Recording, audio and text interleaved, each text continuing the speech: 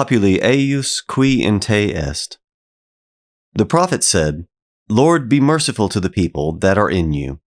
The Lord replied, All that enter in I will make whole and love much. I take the words of the Pharisee who besought our Lord to dine with him and our Lord's injunction to the woman, Vada in pace. It is good to pass from restlessness to calm, praiseworthy but imperfect. Go in peace. Be not disquieted. God implies that we ought to enter into peace and continue in peace and end in peace. God said, In me you have peace. So far in God, so far in peace. Is aught in God? It is in peace. Is aught out of God? It is without peace. St. John says, Whatever is born of God overcometh the world. What is born of God seeks peace and ensues it. He that pursues the even tenor of his way and is at peace is a heavenly man. Heaven constantly rotates, in its motion, seeking rest. The Pharisee besought our Lord that he would dine with him.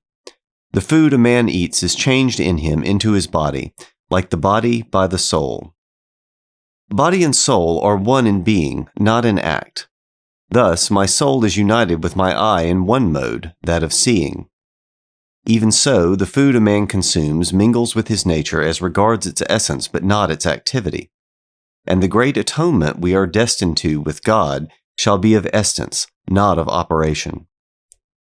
Hence the Pharisee's request that God would eat with him. Pharisee signifies a solitary, one who knows no end to detachment of soul. The more noble the powers, the more they liberate. Some powers are far higher than the body and sufficiently aloof to shell off and detach completely. As the philosopher well says, what once moves mortal things never enters into them. Again, by being free and unattached, the unlettered man may in love and in longing receive wisdom and impart it.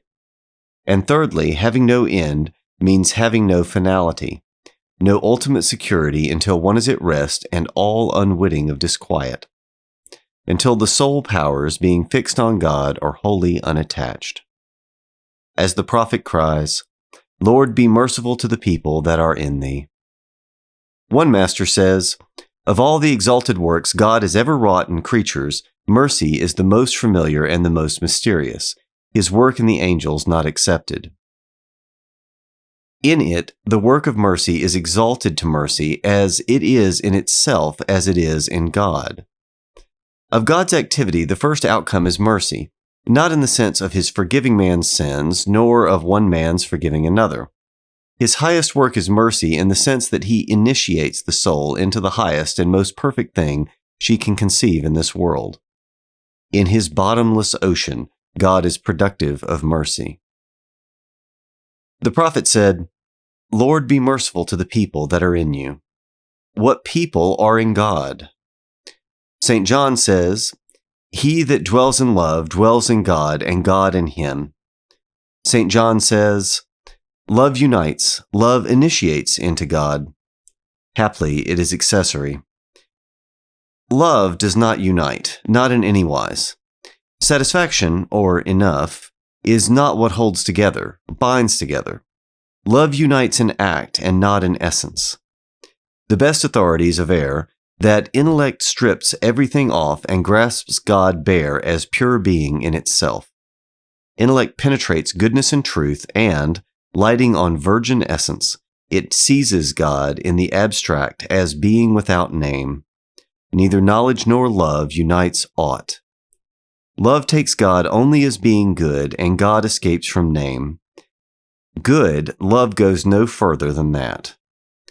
Love takes God under a veil, under a garment. Not so with understanding. Understanding takes God as he is known in himself. It can never comprehend him in the sea of his own unfathomable nature. Above both these perceptions is mercy. God energizes as mercy at the summit and the perfection of his activity. A philosopher says, there is something in the soul, intimate, mysterious, far higher than the soul herself, whence emanate her powers of intellect and will. St. Augustine says, Just as that is ineffable out of which the Son leaps from the Father in the first procession, so there exists some occult thing behind the procession of intellect and will. According to the philosopher who is our chief authority upon the soul, no human wisdom can ever attain what the soul is. That requires supernatural wisdom. What the powers of the soul issue from into act, we do not know.